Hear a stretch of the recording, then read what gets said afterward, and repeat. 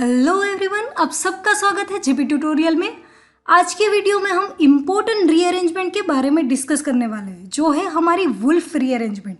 आज हम wolf rearrangement में 3 इम्पोर्टेंट टॉपिक के बारे में बात करने वाले हैं और इस रीअरेंजमेंट को हम इस तरह से एक्सप्लेन करने वाले हैं ताकि आपको वीडियो के एंड तक ये अच्छे से समझ में भी आ जाए और इजीली याद भी रह जाए।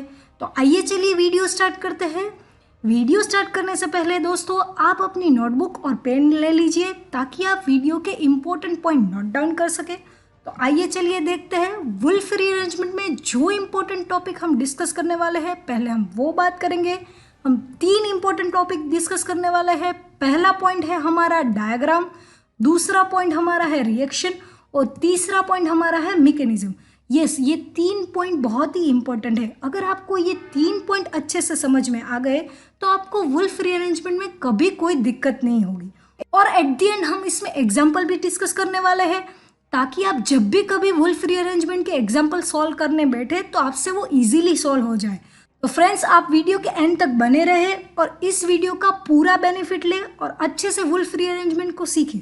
और अगर आपको हमारा वीडियो पसंद आए तो आप उसे लाइक करें, शेयर करें और सब्सक्राइब करें। तो आइए चलिए चलते हैं पहले पॉइंट में, जो हमारा है डायग्राम। देखिए, डायग्राम पर से हमें वुल्फ रीअरेंजमेंट का पाथवे अच्छे से क्लियर होगा।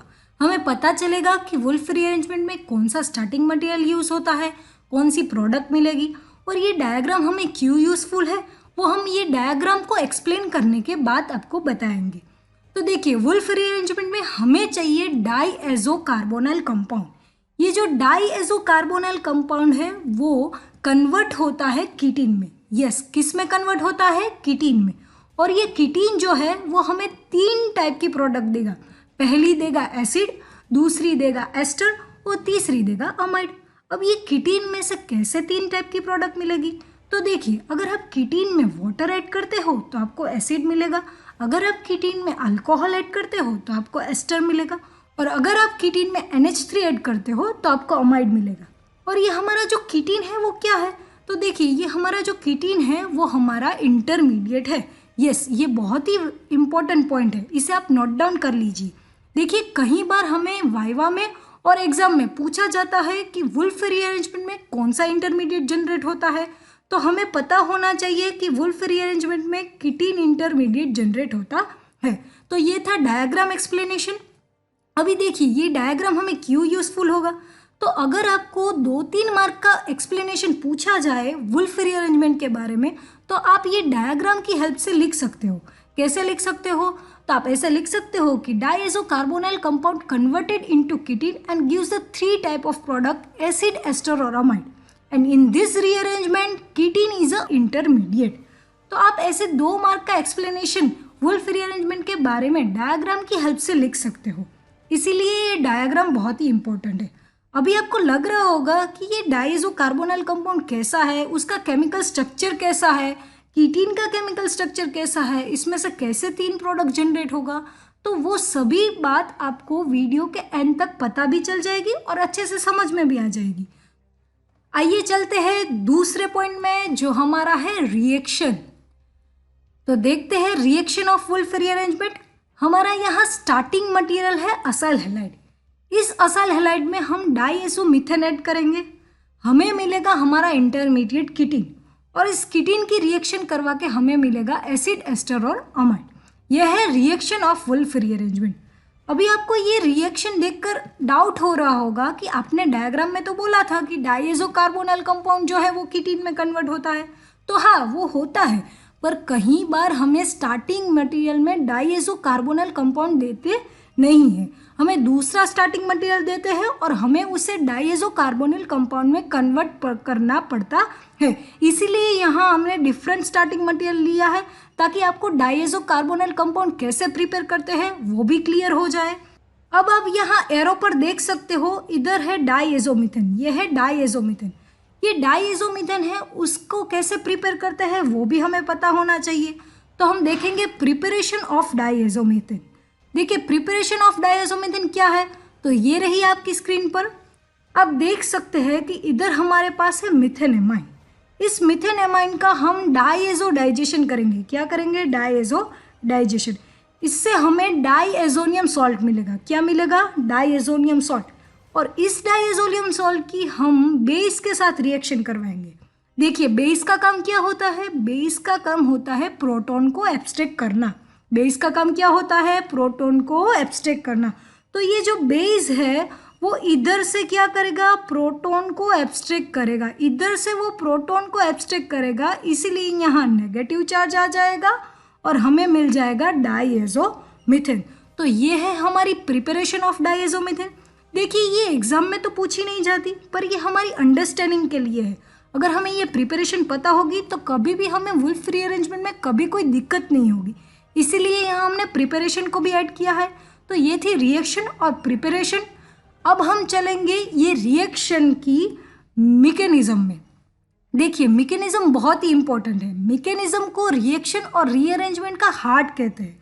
अगर आप कोई भी रिएक्शन और रीअरेंजमेंट को मैकेनिज्म थ्रू जाते हो, यानी कि आप मैकेनिज्म थ्रू उसे याद करते हो और उसे सीखते हो, तो वो आपको लंबे समय तक याद भी रहेगी और बहुत ही यूजफुल होगी, क्योंकि मैकेनिज्म से हमें हर स्टेप क्लियर होता है। आइए चलिए स्टार्ट करते हैं मैकेनिज्म। हमारे पास यहाँ स्टार्टिंग मटेरियल है असाइल हैलाइड। इस असाइल हैलाइड की हम डाईएजोमीथेन के साथ रिएक्शन करवाएंगे। देखिए यहाँ जो डाईएजोमीथेन है वो एज अ न्यूक्लियोफाइल रिएक्ट करेगा। और ये न्यूक्लियोफाइल क्या करेगा? ये कार्बोनिल का जो कार्बन है वो क्या है? Partially positive. ये कार्बोनिल का कार्बन आपको दिख रहा है, इधर कार्बन जो है वो है पार्शियली पॉजिटिव। तो ये न्यूक्लियोफाइल जो है वो पॉजिटिव कार्बन पर अटैक करेगा और ये ऑक्सीजन जो है वो अपने इलेक्ट्रॉन खींच लेगा। तो यहाँ डाईएजोमीथेन का रोल क्या हुआ? न्यूक्लियोफाइल का। और हमें मिला कुछ इस टाइप का स्ट्रक्चर। अब देख सकते हैं हमें मिला यहाँ नेगेटिव चार्ज। अब क्या होगा? अब ये नेगेटिव चार्ज जो है वो यहाँ मूव होगा और ये Cl जो है वो रिमूव होगा। Cl रिमूव हो रहा है क्योंकि Cl बहुत ही अच्छा लिविंग ग्रुप है। ये पॉइंट आप नोट कर सकते हैं, Cl is a good leaving group. तो हमें कुछ इस टाइप का स्ट्रक्चर मिलेगा जो है डाईएजो कार्बोनिल कंपाउंड। यस, ये रहा हमारा डाईएजो कार्बोनिल कंपाउंड। देखिए ऐसे होता है असाइल हैलाइड में से डाईएजो कार्बोनिल कंपाउंड का कन्वर्जन। तो हमारे पास डाईएजो कार्बोनिल कंपाउंड आ गया। अब इसको हम कीटीन में कैसे कन्वर्ट करेंगे? तो आइए चलिए वो देखते हैं। तो अब हम लेंगे डाईएजोमीथेन। अब यहाँ डाईएजोमीथेन का रोल क्या होगा? पहले जो हमने डाईएजोमीथेन लिया था उसका रोल न्यूक्लियोफाइल का था। यहाँ जो डाईएजोमीथेन हम ले रहे हैं अब वो बेस की तरह काम करेगा। कैसे काम करेगा? बेस की तरह। बेस का काम क्या होता है? मोर एसिडिक हाइड्रोजन को एब्स्ट्रैक्ट करना। क्या होता है? हाइड्रोजन को एब्स्ट्रैक्ट करना। तो बेस क्या करेगा? इधर से हाइड्रोजन को एब्स्ट्रैक्ट करेगा जो हमारा डाईएजोमीथेन है वो, और इधर से ही क्यों वो हाइड्रोजन को एब्स्ट्रैक्ट करेगा? तो देखिए ये मोर एसिडिक हाइड्रोजन है, इसीलिए डाईएजोमीथेन इधर से हाइड्रोजन को एब्स्ट्रैक्ट करेगा। अब मोर एसिडिक हाइड्रोजन ये कैसे है? तो आपको इजी लैंग्वेज में बताऊँ तो मोर एसिडिक हाइड्रोजन यानी कि जिसके आसपास विड्रॉइंग इफेक्ट ज़्यादा हो या तो जिसके आसपास विड्रॉइंग ग्रुप अटैच हो उसे हम मोर एसिडिक कहते हैं। यहाँ से हमारा बेस हाइड्रोजन को एब्स्ट्रैक्ट करेगा और हमें मिलेगा यहाँ CH3 और आगे जो Cl रिमूव हुआ है वो, तो हमें CH3Cl मिलेगा और यहाँ से हमारा N2 रिलीज होगा और N2 और CH3Cl ये दोनों यहाँ रिमूव हो गए। तो हमें क्या मिलेगा? हमें कुछ इस टाइप का स्ट्रक्चर मिलेगा। देखिए आप देख सकते हैं इधर नेगेटिव चार्ज है, यहाँ से हाइड्रोजन एब्स्ट्रैक्ट हुआ है। तो डाईएजो कार्बोनिल कंपाउंड की जब हम डाईएजोमीथेन के साथ रिएक्शन करवाते हैं तो हमें कुछ इस टाइप का स्ट्रक्चर मिलता है। और आप याद रखिए कि इधर हमने डाईएजोमीथेन 2 बार यूज़ किया है और दूसरी बार जब हमने डाईएजो कार्बोनिल कंपाउंड के साथ डाईएजोमीथेन का यूज़ किया तब उसका काम बेस का था। तो ये बहुत ही इंपॉर्टेंट पॉइंट है, इसे आप नोट डाउन कर लीजिए क्योंकि ये आपको आगे जाके हेल्पफुल रहेगा। तो हमारे पास ये स्ट्रक्चर आ गया। अब क्या होगा? अब इम्पोर्टेंट R ग्रुप का माइग्रेशन होगा। देखिए R ग्रुप का माइग्रेशन कैसे होगा? यहाँ हमारा नेगेटिव चार्ज है वो यहाँ मूव होगा और यहाँ जो हमारा R ग्रुप है वो इधर मूव होगा और N2 क्या होगा? रिलीज होगा। देखिए हम फिर से देखते हैं, यहाँ हमारा जो नेगेटिव चार्ज है वो इधर मूव होगा और यहाँ जो R ग्रुप है वो इधर, और ये N2 जो है वो रिलीज होगा। ये N2 के रिलीज होने से हमें क्या मिलेगा? हमें मिलेगा कीटीन। यस, हमें क्या मिलेगा? हमारा इंटरमीडिएट कीटीन। तो देखिए डाइजो कार्बोनल कंपाउंड में से कीटीन ऐसे कन्वर्ट होता है। यहाँ ये आर ग्रुप माइग्रेशन बहुत ही इंपॉर्टेंट है। अब ये कीटीन की रिएक्शन होगी वाटर के साथ। पहले हम किसके साथ रिएक्शन करवाएंगे? वाटर के साथ। तो देखिए वाटर में आपको पता है H+ और OH- होता है। तो जो OH- है वो कीटीन के कार्बोनिल पर क्या करेगा? अटैक करेगा। कीटीन के कार्बोनिल पर क्या करेगा? अटैक करेगा। और इधर से जो बॉन्ड है वो ब्रेक होकर यहाँ कार्बन पर नेगेटिव चार्ज के फॉर्म में आएगा। तो हमें मिलेगा एसिड, हमारी फाइनल प्रोडक्ट। आप देख सकते हैं इधर जब नेगेटिव चार्ज आया तो उधर H अटैच हो गया। यहाँ वाटर में H+ और OH- होता है तो इधर क्या अटैच हो गया? H, और यहाँ अटैच हो गया OH। तो ऐसे हमारा एसिड मिलता है हमें असाइल हैलाइड में से। ये थी पूरी मैकेनिज्म वुल्फ रीअरेंजमेंट की। हम एस्टर और अमाइड की भी मैकेनिज्म देखेंगे। तो ये मैकेनिज्म आपके लिए बहुत ही इंपॉर्टेंट है। मैकेनिज्म में 2-3 पॉइंट आपको याद रखने बहुत ही ज़रूरी है।